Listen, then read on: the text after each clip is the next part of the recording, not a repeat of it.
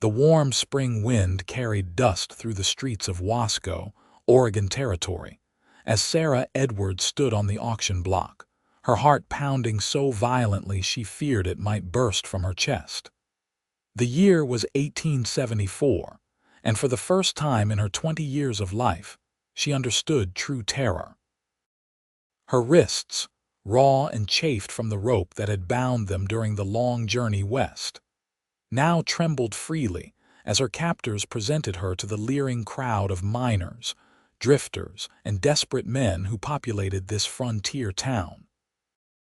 "Next up, gentlemen," bellowed the auctioneer, a portly man with yellowed teeth and alcohol on his breath, a fine Eastern flower. Educated, they say. Can read and write. Good for more than just cooking and cleaning, if you catch my meaning.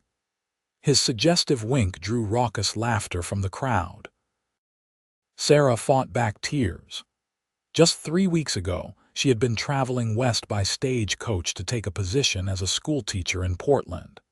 The attack had come swiftly road agents who killed the driver and guard before taking Sarah and the other female passenger captive. The other woman hadn't survived the journey to Wasco. Sarah had endured only because of her determination to escape and somehow make her way back to civilization. "Starting bid is $50, the auctioneer announced. "Look at her, gents. Barely used merchandise."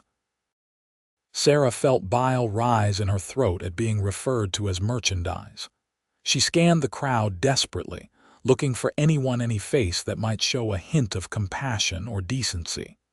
Most of the men avoided her gaze, seemingly more interested in her body than her terror.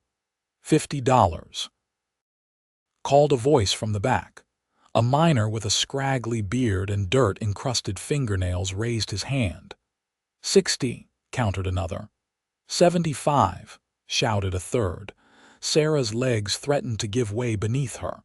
These men were bidding for ownership of her as if she were cattle.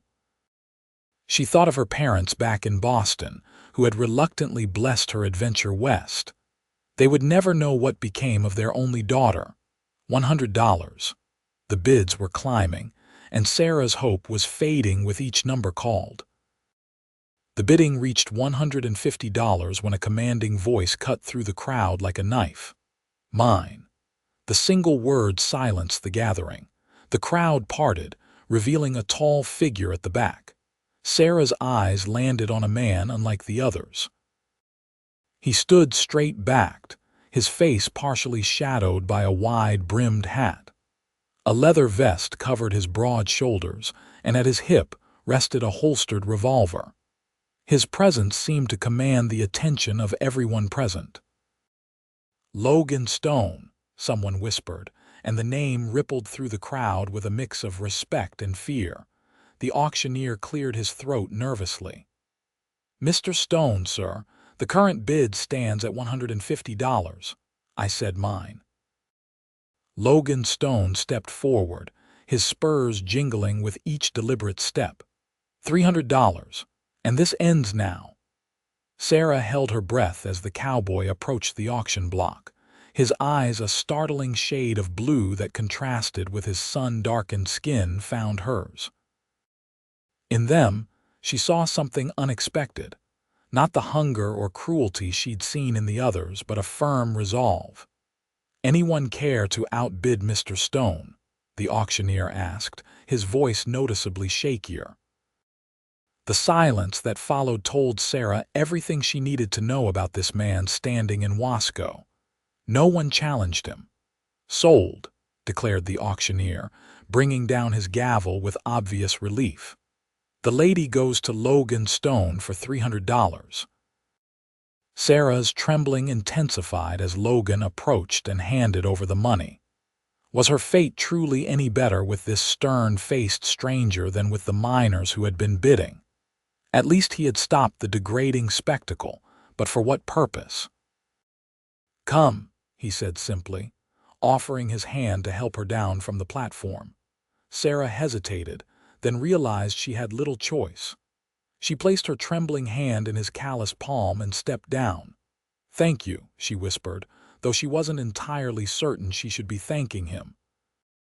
For all she knew, he had simply outbid the others for his own purposes. "Don't thank me yet," he replied quietly.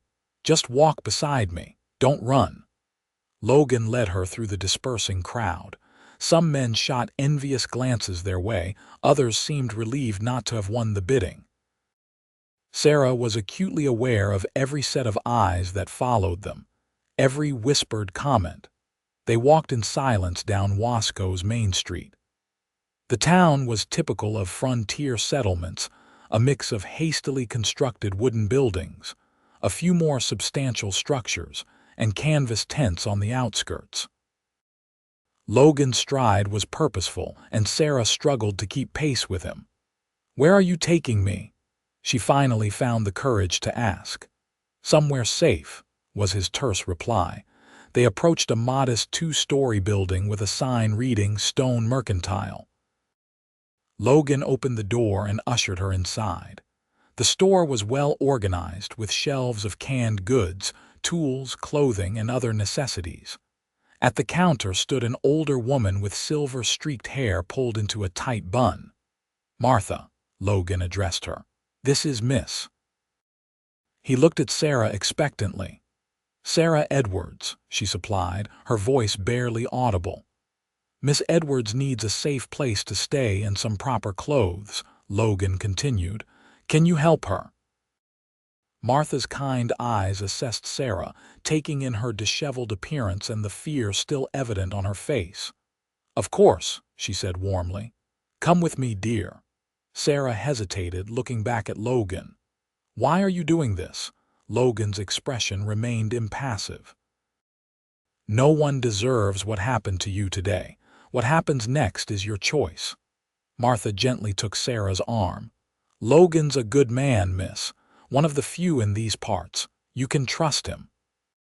Sarah allowed herself to be led toward a back room, glancing over her shoulder at Logan, who was now speaking quietly with a young man who had emerged from behind a stack of feed bags.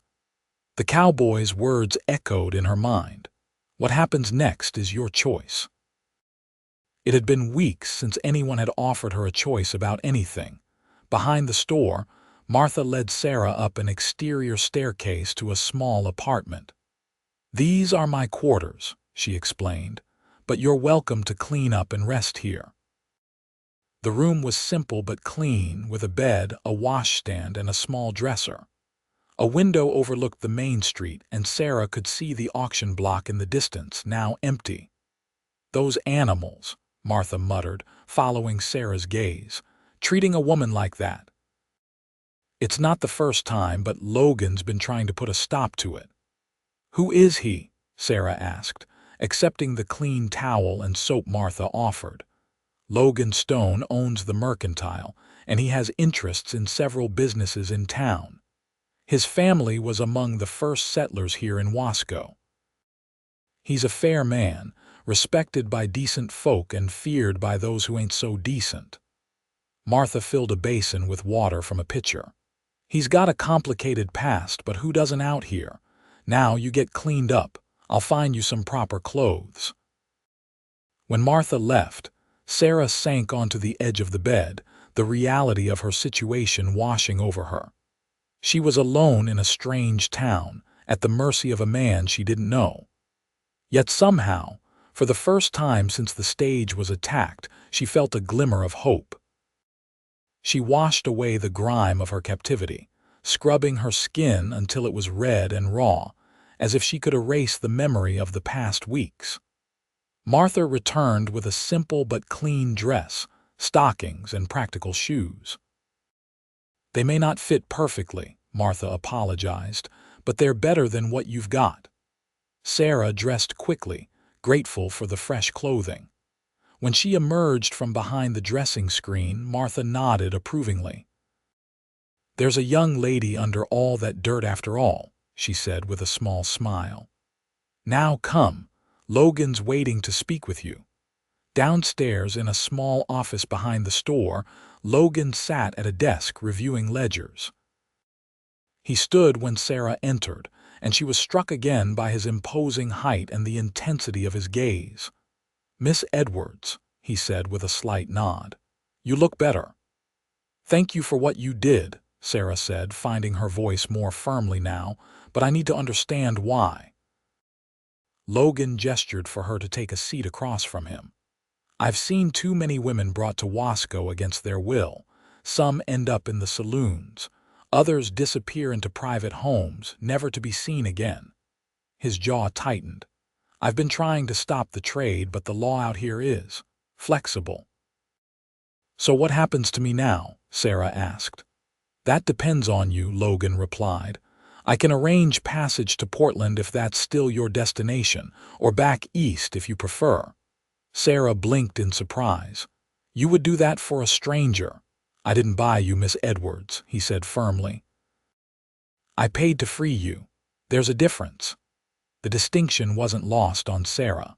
For the first time, she truly looked at the man before her. Logan Stone was perhaps 30, with weathered features that spoke of a life spent largely outdoors.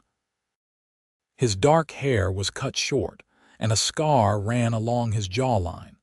But it was his eyes that held her attention, blue and clear, with an integrity she hadn't expected to find in this rough frontier town. "I was traveling to Portland to take a position as a schoolteacher," Sarah explained. "The school is expecting me, though I'm late now. Very late." The thought of the school superintendent waiting for her arrival, perhaps concerned about her absence, brought a fresh wave of emotion. Logan nodded. "The next stage east leaves in 3 days. You're welcome to stay here until then. Martha can use the company, and the room above the store is vacant." "I can't impose. It's no imposition," Logan cut in. "Consider it Wasco's apology for your treatment." Sarah studied him, still wary despite his kindness. "Why did those men at the auction seem afraid of you?" A shadow crossed Logan's face. "I've had to make some hard choices to protect what's mine. In a place like this, reputation is sometimes the only law that matters." Before Sarah could press further, the office door opened, and a young man entered, the same one Sarah had glimpsed earlier in the store. "Sorry to interrupt, Logan, but there's trouble at the Silver Spur again," he said, slightly out of breath. Logan sighed and stood. "Excuse me, Miss Edwards." "Duty calls." He turned to the young man. "What kind of trouble, Lily?" "Carson's men. They're looking for the woman they say was stolen from them." Logan's expression hardened. "Stay here with Martha," he instructed Sarah. "Lock the doors." Fear clutched at Sarah's heart. "They're coming for me." "They won't get near you," Logan promised, checking his revolver before sliding it back into its holster. "Martha knows what to do if there's trouble." After Logan and Ellie departed, Martha ushered Sarah upstairs to the vacant room above the store. Unlike Martha's quarters, this room showed signs of disuse, though it was clean and contained basic furnishings. "This was Logan's place before he built his house on the edge of town," Martha explained, lighting a lamp. "He keeps it for visitors or emergencies." "Like me," Sarah said softly. Martha nodded. "Logan's been fighting those slave traders for years, ever since." "Since what?" Sarah prompted when Martha fell silent. The older woman shook her head. "That's his story to tell if he chooses. Now get some rest. I'll be downstairs if you need anything." Left alone, Sarah explored the simple room. A small bookshelf caught her attention, filled with volumes ranging from practical guides on ranching and business to poetry and philosophy. She ran her fingers along the spines, surprised by the eclectic collection. This was not the library of the simple cowboy she had initially judged Logan to be. She selected a volume of Whitman's poetry and settled onto the bed, trying to lose herself in the words, but her mind kept returning to Logan Stone and the danger he had placed himself in by interfering with her auction. Hours passed, and darkness fell. Sarah had dozed off with the book on her chest when a commotion below woke her. She crept to the window and peered out. 3 men on horseback had arrived in front of the store, and even in the dim light of the street lamps, she recognized one as the auctioneer. Sarah's heart raced as she strained to hear their conversation. "Stone," one of the men called out. "We know you've got the woman. Carson wants what's his." The door below opened, and Sarah saw Logan emerge, alone and seemingly unconcerned by the 3 armed men facing him. "She's not property," Logan's voice carried clearly in the night air, "and she's under my protection now." "Carson paid good money for her in Sacramento," the auctioneer argued. "You're interfering with legitimate business." Logan's laugh was cold. "There's nothing legitimate about kidnapping, Phillips. Now take your friends and ride out before this gets ugly." The 3 men exchanged glances, and Sarah could see their hesitation. Finally, the man who had been doing the talking spat on the ground. "This ain't over, Stone. Carson's coming to Wasco himself. He won't take kindly to being robbed."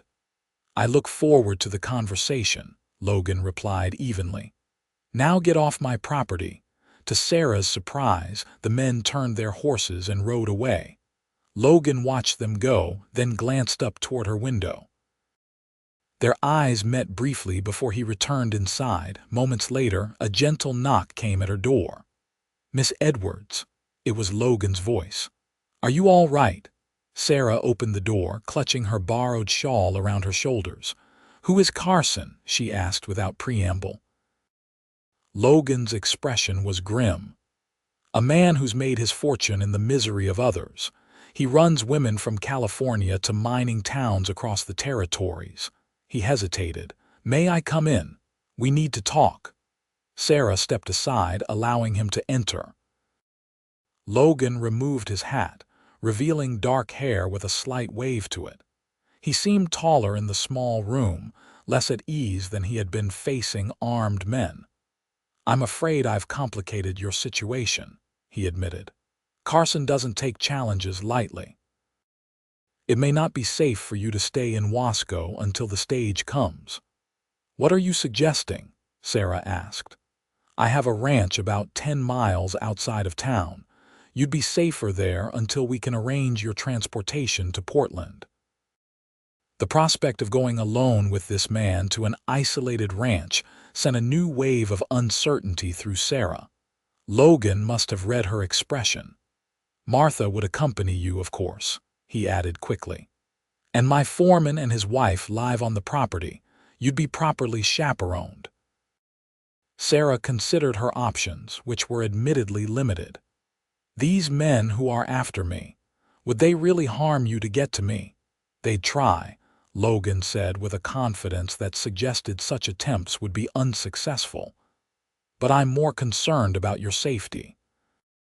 Carson's men aren't above burning buildings or harming innocents to get what they want." The thought of bringing danger to Martha and the others who had shown her kindness made Sarah's decision clearer. "When would we leave for your ranch?" "First light," Logan replied. "Pack whatever Martha's given you. We'll travel light and fast." As promised, they departed Wasco at dawn.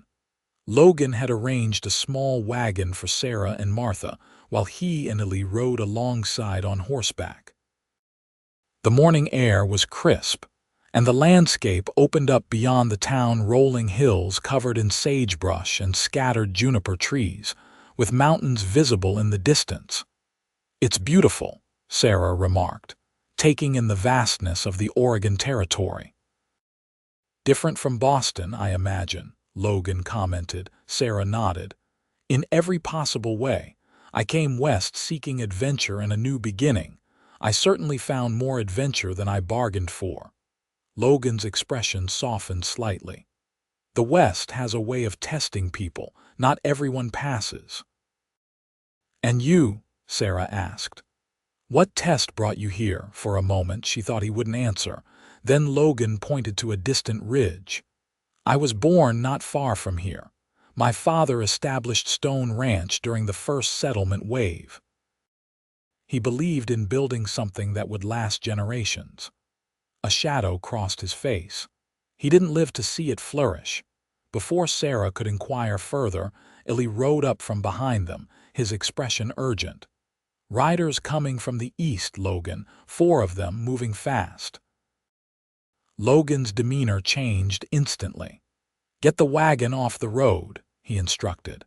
"Into those trees." Illy led the wagon toward a small copse of junipers while Logan rode to the crest of a small hill to survey their pursuers. "What's happening?" Sarah asked Martha, fear creeping back into her voice. "Logan knows these lands better than anyone," Martha reassured her. "If anyone can get us safely to the ranch, it's him." Logan returned quickly. "It's Carson's men, all right. They must have ridden through the night to catch us." He unholstered his rifle from his saddle. "Illy, get Martha and Miss Edwards to the ranch. Take the creek bed route." "You're not coming with us." Sarah couldn't keep the alarm from her voice. "I'm going to discourage our friends from following," Logan explained calmly. "The creek route is longer but hidden. I'll catch up." "Logan, there are 4 of them," Martha protested. "Which means the odds are in my favor," he replied with a grim smile. "Go, now." Illy took the reins of the wagon and directed it down a steep embankment toward what appeared to be a dry creek bed.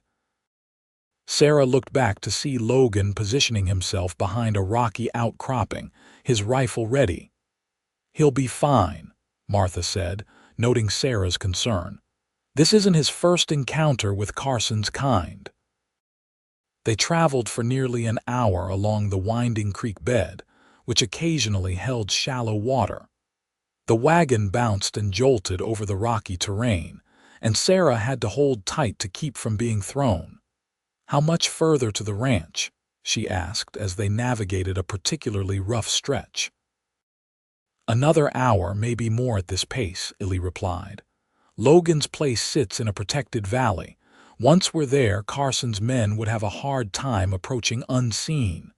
Just as the words left his mouth, a gunshot echoed in the distance. Then another. Sarah's heart lurched. "Should we go back?" she asked, suddenly fearful for the man who had risked so much to help her. Illy shook his head firmly. Logan's orders were clear. "We get you to safety first." The journey continued in tense silence, broken only by the sounds of the wagon and the occasional distant report of gunfire. Sarah found herself straining to hear, counting shots, wondering which might be Logan's and which might be aimed at him. The creek bed eventually widened and led them to a broad valley sheltered by hills on 3 sides. Stone Ranch came into view, a substantial main house built of timber and stone, a large barn, several outbuildings and corrals containing horses and cattle. As they approached, a woman emerged from the house, shading her eyes against the midday sun. When the wagon drew closer, she hurried toward them. "Martha, we weren't expecting you," she called. Then, noticing Sarah, "Who's this?" "Rebecca, this is Sarah Edwards," Martha introduced them as Illy helped the women down from the wagon. "Logan rescued her from an auction in town." Rebecca's face darkened with understanding. "Another one. Those devils are still at it then." She offered Sarah a warm smile despite her obvious concern. "Welcome to Stone Ranch, Miss Edwards. I'm Rebecca Miller, wife to James, the foreman here." "Logan stayed behind to deal with some of Carson's men who were following us," Illy explained. Rebecca's welcoming expression shifted to worry. "How many?" "4 that I counted," Illy replied. "James," Rebecca called toward the barn. A tall man with graying hair emerged, wiping his hands on a cloth. "Trouble," she explained succinctly. James Miller assessed the situation quickly. "Illy, get the women inside, then saddle fresh horses. We'll ride back to support Logan." "No need," came a voice from the direction they had just traveled. Relief flooded Sarah as she turned to see Logan riding toward them, his horse at an easy canter. He appeared unharmed, though dust and sweat had left their mark on his clothing. "Carson's men?" James asked as Logan dismounted.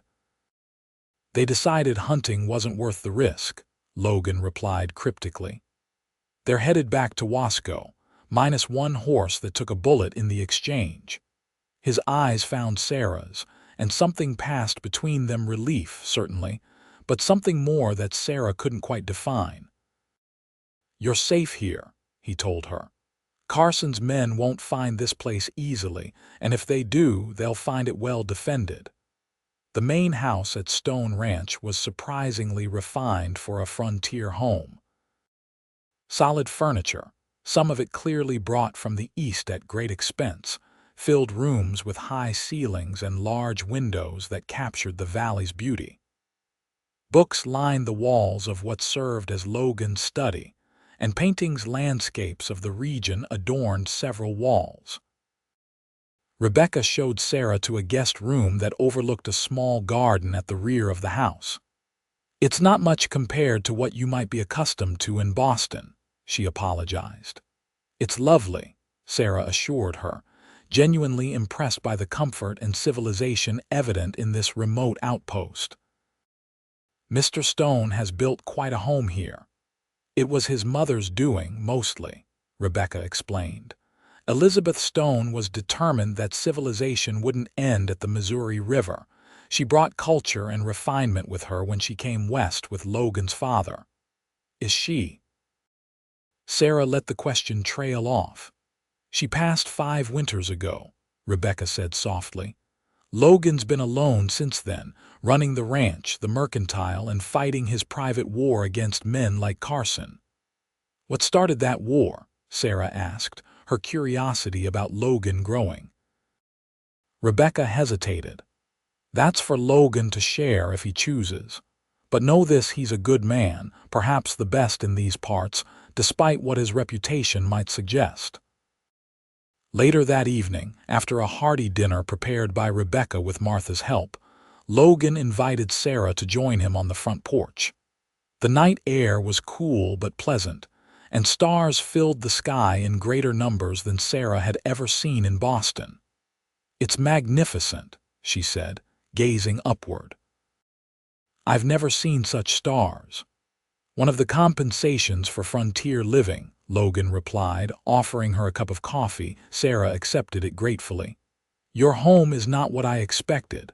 A slight smile touched Logan's lips. And what did you expect, Miss Edwards? Something less. She searched for the right word. Refined. Your mother built this place with vision. She believed beauty and culture belonged everywhere, especially in places where life was hardest. Logan's voice held a warmth when speaking of his mother that Sarah hadn't heard before. She taught me that creating something worthwhile requires more than just survival. They sat in companionable silence for a moment before Sarah gathered her courage to ask the question that had been troubling her. Those men today, did you have to kill any of them?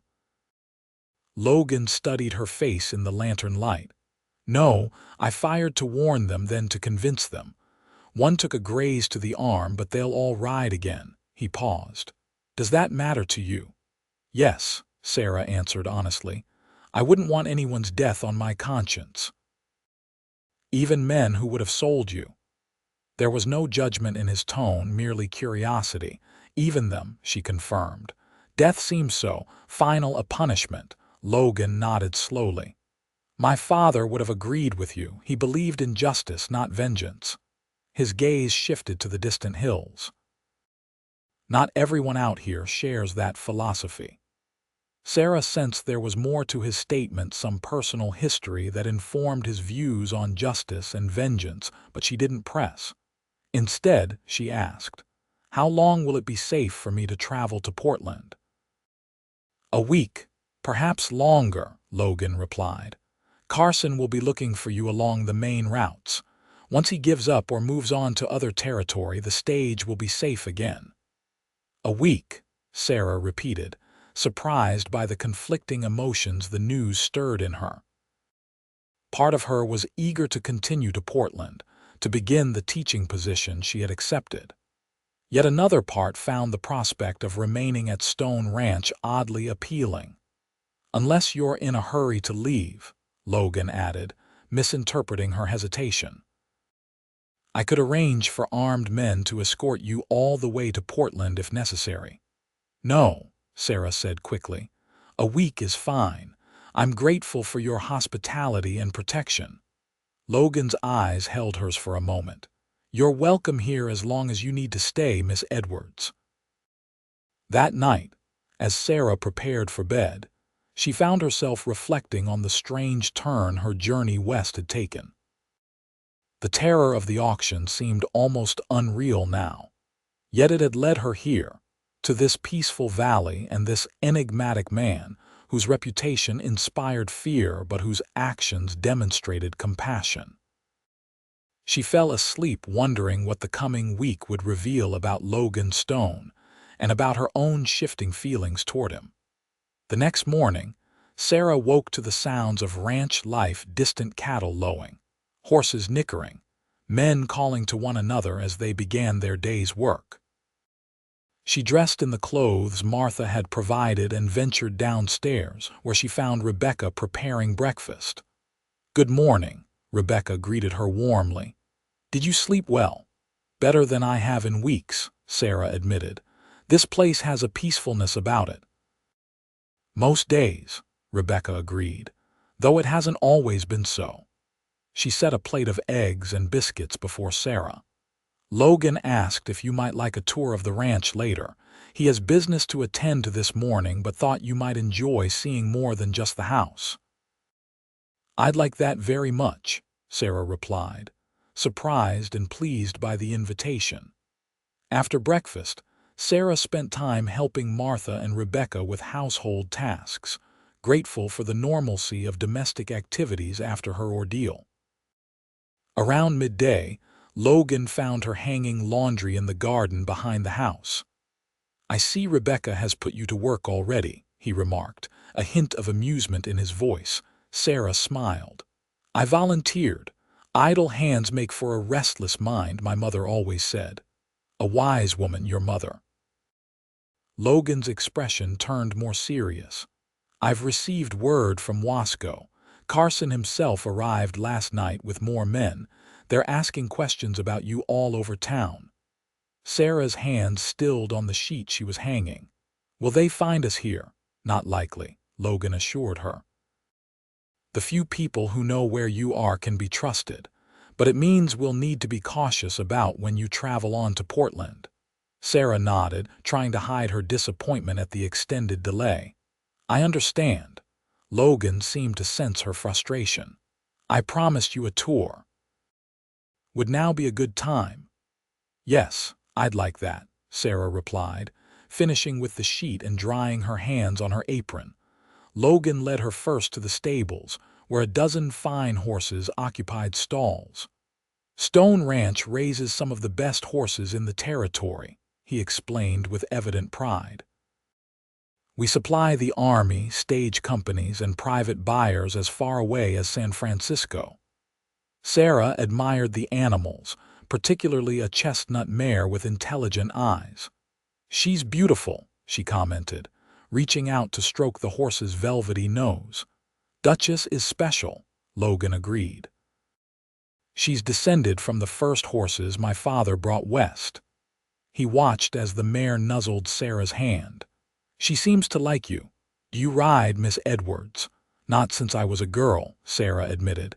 "There was little opportunity in Boston." "Perhaps we could change that during your stay," Logan suggested. "The valley is best appreciated on horseback." From the stables, they walked to a small rise that afforded a view of much of the ranch property. Cattle grazed in distant pastures, and several cowboys moved among them. 3,000 acres, Logan said, gesturing to the expanse before them. "Not the largest spread in Oregon, but good land with reliable water. My father chose well." "You speak of him often," Sarah observed. "You must have been close." Logan's expression softened. "He taught me everything important about ranching, about business, about treating people fairly." A shadow crossed his face. "His death changed everything." Sarah hesitated, then asked gently, "How did he die?" For a moment she thought Logan wouldn't answer. Then he sighed deeply. He was killed trying to stop men like Carson. 10 years ago, they were bringing captured Chinese women through Wasco, bound for mining camps and worse. My father interfered. They shot him in the street in broad daylight. His voice remained steady, but Sarah could hear the controlled anger beneath his words. No one was ever brought to justice for it. "I'm so sorry," Sarah said, understanding now the source of his determination to stop the trade in human lives. "After that, my mother and I continued what he started," Logan continued. "We built the mercantile, expanded the ranch, and tried to bring some civilization and justice to Wasco. When she died, I carried on alone." He turned to face her directly. "What happened to you at that auction, it happens too often. Most people look away. I can't." Sarah was moved by his candor and by the principled dedication that had shaped his life. "Your father would be proud of what you've accomplished," she said softly. Something in Logan's expression shifted, a vulnerability showing through his usual composure. "I'd like to think so." They stood in silence for a moment, the weight of shared confidences between them. Then Logan cleared his throat. "We should head back. Rebecca will have lunch ready soon." As they walked back toward the house, Sarah found herself studying Logan with new eyes. The stern cowboy who had commanded the auction with a single word was revealing himself to be a man of depth and principle, shaped by loss but not hardened by it. The next few days established a routine. Sarah helped Martha and Rebecca with household duties in the mornings, then often spent afternoons with Logan, learning about the ranch and its operations. He began teaching her to ride, starting with gentle Duchess in the corral behind the stables. "Keep your back straight but not stiff," Logan instructed, walking beside the horse as Sarah grew accustomed to the saddle. "That's it. You're a natural, Miss Edwards." "Sarah, please," she said, smiling down at him. "After rescuing me from auction and teaching me to ride, I think we've moved beyond formalities." Logan's smile in return was warm. "Sarah, then, and I'm Logan." By the fourth day, she was confident enough to accompany him on a short ride around the near pastures. The spring weather was perfect, warm sun tempered by cool breezes carrying the scent of sage and wildflowers. "It's so vast," Sarah commented as they paused atop a small hill overlooking the valley. "In Boston, you can't see more than a block or two in any direction. Here it feels like you can see forever." "That's what drew my parents west," Logan replied. "The possibility of building something in a place without boundaries." He glanced at her. "What brought you to Oregon? Teaching positions must be available in the East." Sarah considered the question. "Adventure, partly. I've always been curious about the territories, but also purpose. Back home, I was just another young lady from a good family, expected to marry well and maintain a respectable household." She smiled ruefully. "I wanted more than that. I wanted to contribute something meaningful." "Teaching is certainly meaningful," Logan agreed. "Especially out here, where education can be scarce." "The school in Portland is for girls specifically," Sarah explained.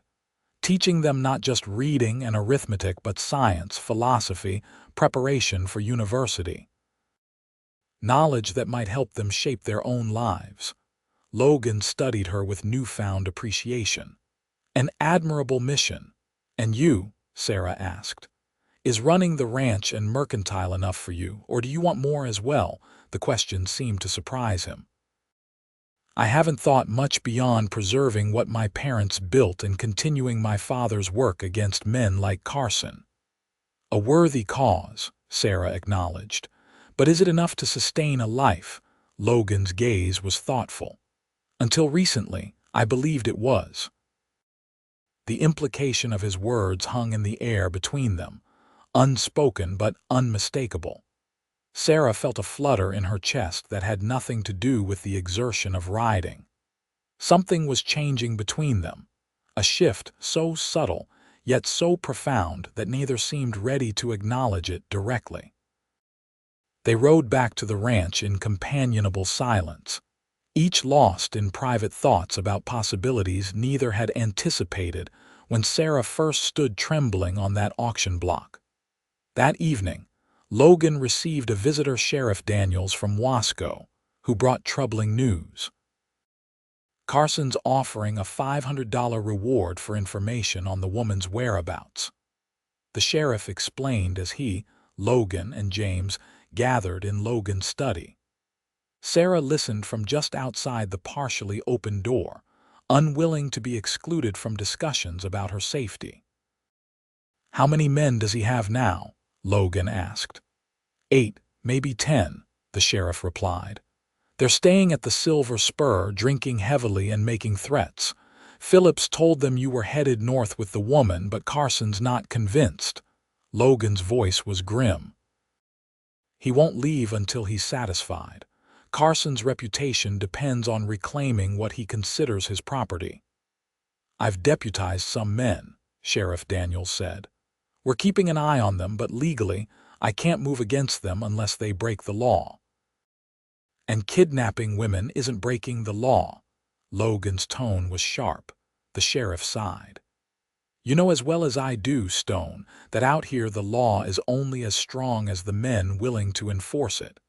Carson claims he purchased the woman legitimately in California. Without her testimony and witnesses, it's his word against yours." "I'll testify," Sarah said firmly, pushing the door open and stepping into the room. The 3 men turned to her in surprise. "I was traveling by stagecoach to Portland when we were attacked. The driver and guard were killed. Another woman and I were taken captive. She didn't survive the journey." Sarah's voice wavered but remained strong. "I'll tell anyone who will listen what these men did." Logan moved to her side. "Sarah, it's not that simple. Your testimony would require you to face Carson and his men in court.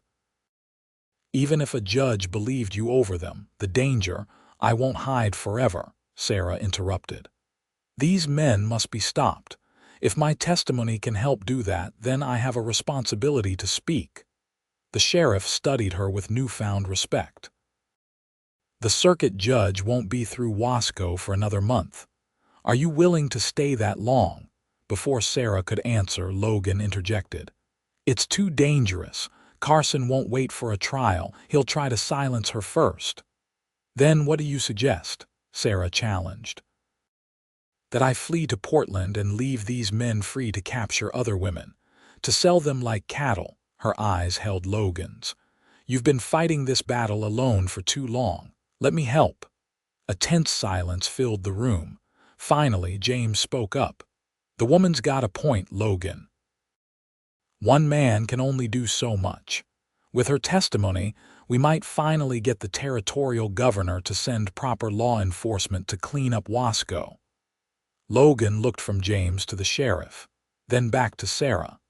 His expression was troubled, but she could see him considering the possibility. "We'll need more than just Sarah's word against Carson's," he said finally. "We need evidence, witnesses who can corroborate her story."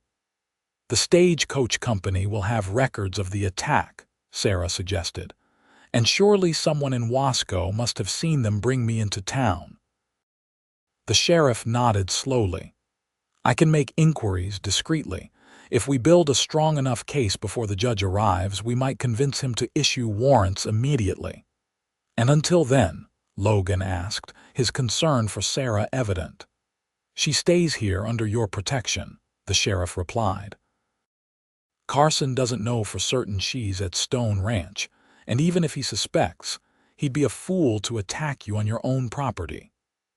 After the sheriff departed with a promise to begin gathering evidence, Sarah found Logan on the porch, staring out at the darkening valley. "You're angry with me," she observed, joining him at the railing. "Not angry," he corrected. "Concerned. You don't know Carson as I do. He's dangerous, Sarah.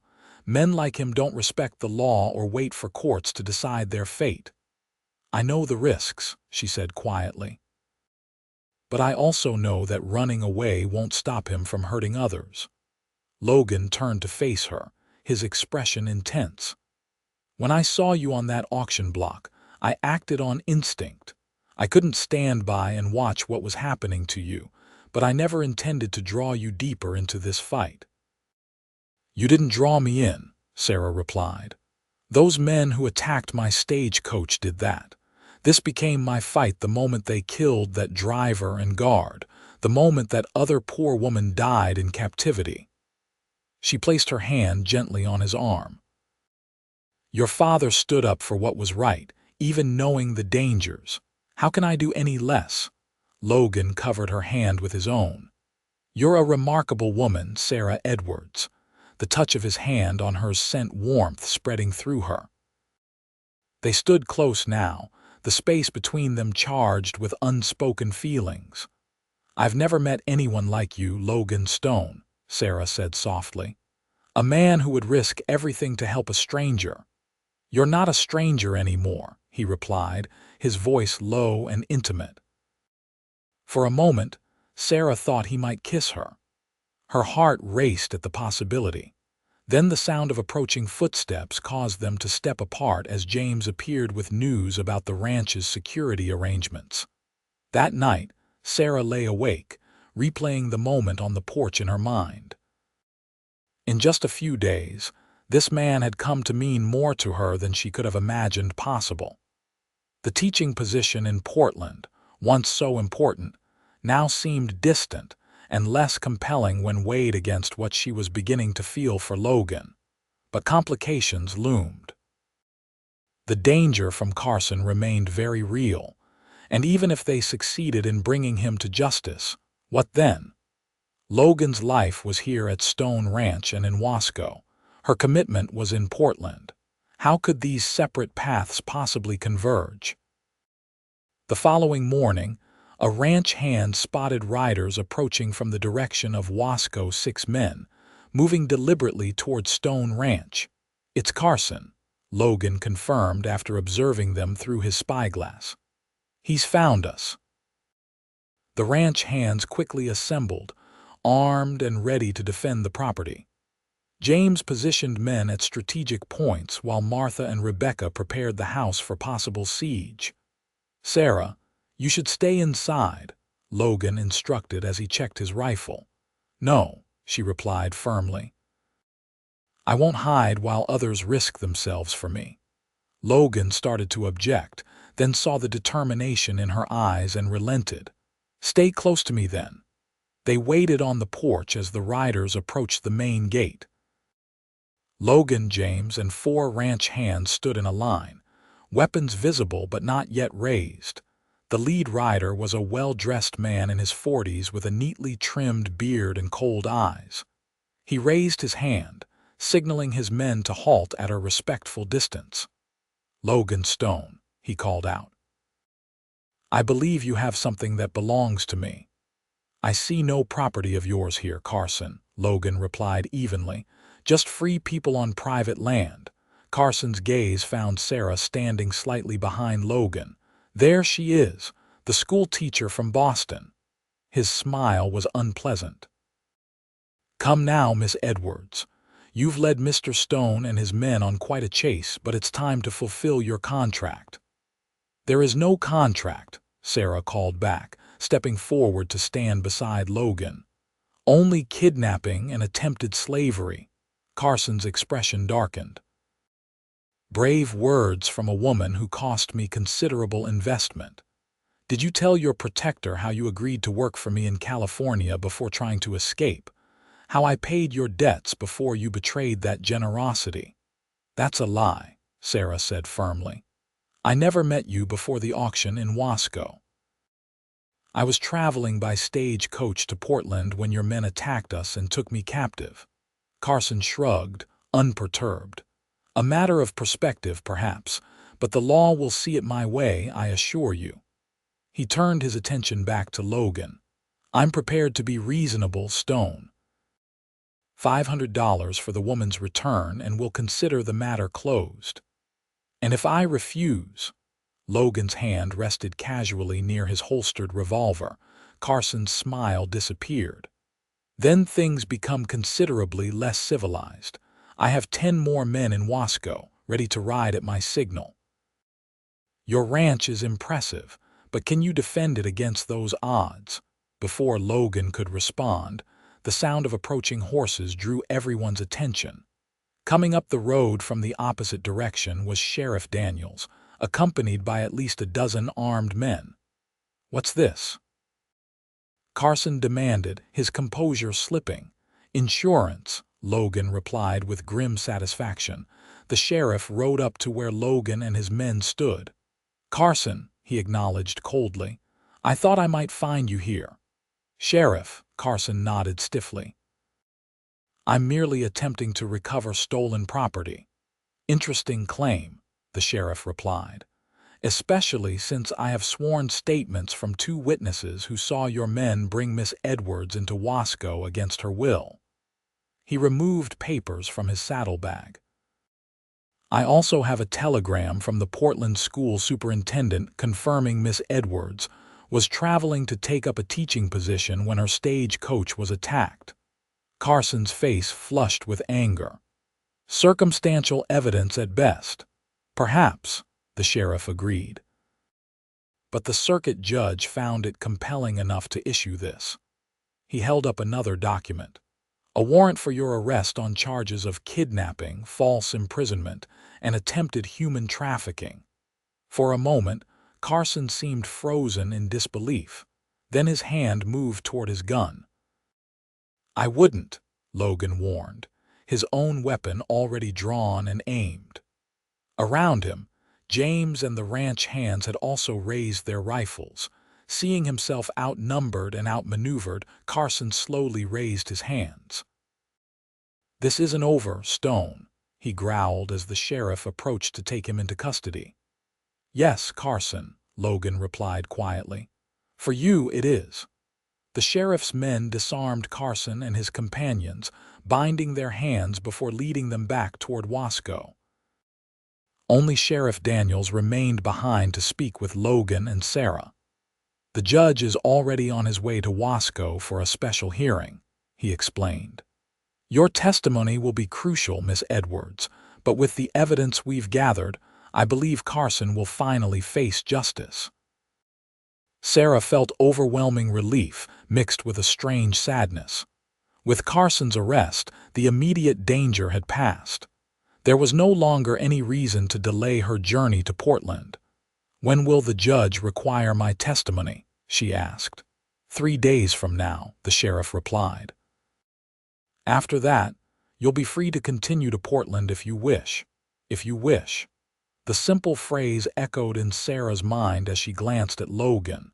His expression was unreadable, but something in his eyes suggested he was having similar thoughts. "Thank you, Sheriff," Logan said, extending his hand. "For everything." After the sheriff departed, an unusual quiet settled over the ranch. The hands returned to their regular duties, and Martha and Rebecca resumed household activities. But there was a sense of transition in the air, an acknowledgement that their shared crisis had passed. And with it, perhaps, the bonds it had forged. Logan and Sarah walked together toward the small garden behind the house, neither speaking until they were alone among the newly planted vegetables and herbs. "You'll be able to reach Portland by the end of next week," Logan said finally. "I'll arrange for an escort to ensure your safety all the way there." Sarah nodded, her heart heavy with words unsaid. "The school will be relieved. I'm weeks overdue." "They'll be fortunate to have you," Logan replied sincerely. "Your students will benefit from your courage and determination." Sarah turned to face him directly. "Logan, these past days, they've changed me, changed how I see the West, how I see my future." "Changed how you see me?" he asked quietly. "Yes," she admitted. "When you first said mine at that auction, I was terrified. I didn't know if I'd escaped one horror only to face another." She smiled softly. "I couldn't have imagined then that I would come to care for you as I do now." Logan took her hands in his. "Sarah, I've lived alone for years, focused only on the ranch and on fighting men like Carson.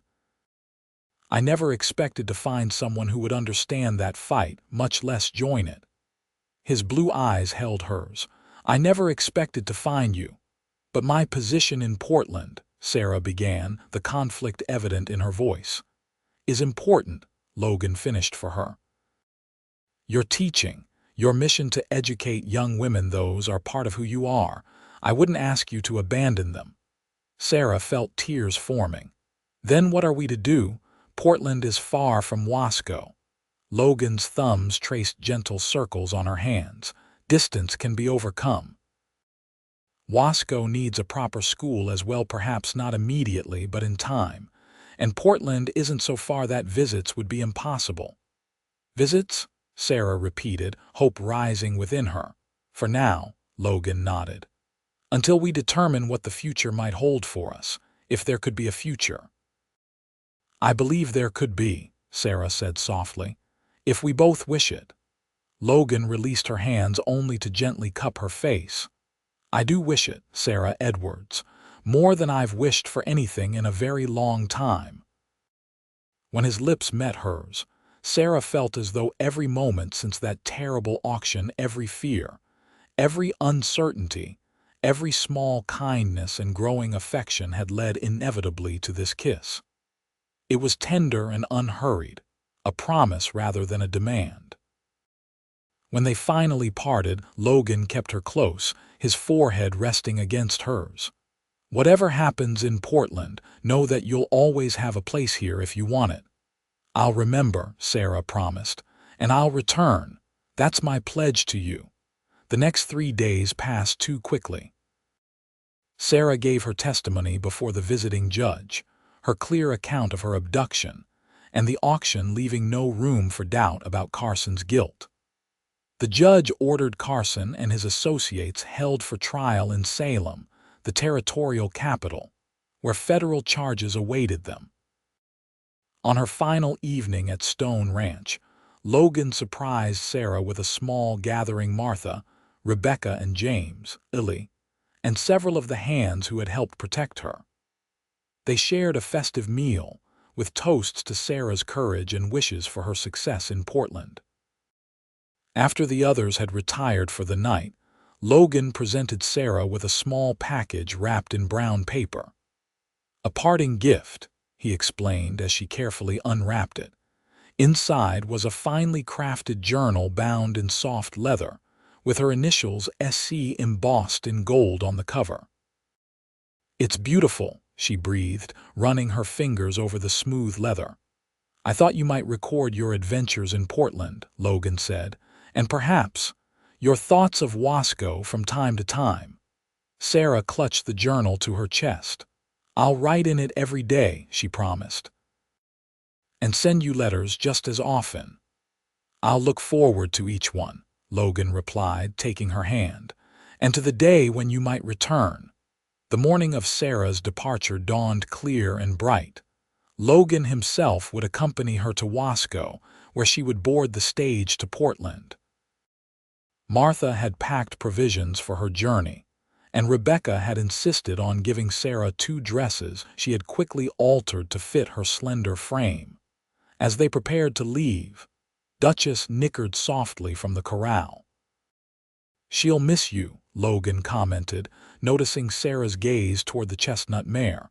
"And I'll miss her," Sarah replied. "And all of this."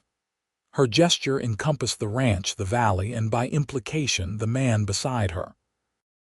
Logan helped her into the wagon, his touch lingering longer than necessary. "It's not goodbye," he reminded her. "Only farewell for now." The journey to Wasco was bittersweet. Sarah tried to memorize every detail of the landscape, every expression that crossed Logan's face as they talked. They spoke of practical matters: her route to Portland, arrangements for correspondence, but beneath the practical ran a current of deeper emotion neither could fully express. In Wasco, the stage was ready to depart when they arrived. Logan carried Sarah's small bag to the coach and handed it to the driver. "See Miss Edwards safely to Portland," he instructed, pressing extra coins into the man's hand. "She's precious cargo." "Yes, sir, Mr. Stone," the driver nodded respectfully. "She'll arrive safe and sound, I guarantee it." As other passengers boarded, Logan and Sarah stood slightly apart, the moment of parting upon them. "I've faced outlaws and angry mobs," Logan said with a rueful smile, "but saying goodbye to you may be the hardest thing I've done." Sarah blinked back tears. "Not goodbye," she reminded him. "I will come back, Logan. That's my promise to you." "And I'll be waiting," he replied. "That's mine to you."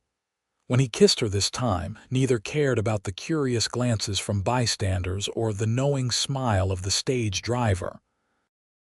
It was a kiss meant to sustain them through the separation ahead, tender yet passionate, filled with promise and possibility. "All aboard," the driver called.